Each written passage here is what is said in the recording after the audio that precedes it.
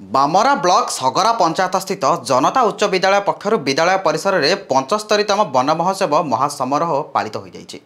प्रधान शिक्षक अमित्र कुमार विश्वाल सभापतित्व में आयोजित यह उत्सव में अवसर प्राप्त अध्यक्ष सुभाष चंद्र नायक मुख्य अतिथि भाव में जोग देते।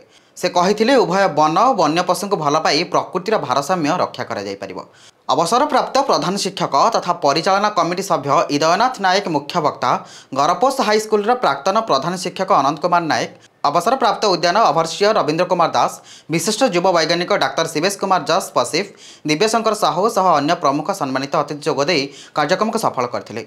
छात्र छात्री स्वागत संगीत गाई परिवेशन संबंधी नाटक परिवेशन करते।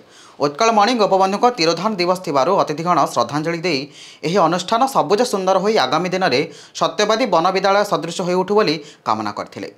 पूर्वर अनुष्ठित विभिन्न प्रतियोगितार कृति प्रतियोगी को पुरस्कार वितरण कर उपस्थित अतिथि अभिभावक ग्रामवासी और छात्र छात्री विगत वर्ष शताधिक चारा रोपण करते।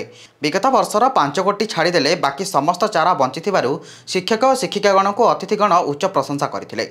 समस्त कार्यक्रम को प्रशांत मिश्र, चक्रधर पटेल, उमेश तलाई, चेतना नायक, शोभा कुसुम प्रजापति, सुशील बेहेरा प्रमुख परिचालना करते। बामरार सत्यप्रिय महापात्र रिपोर्ट नीलाद्री शाह मीडिया।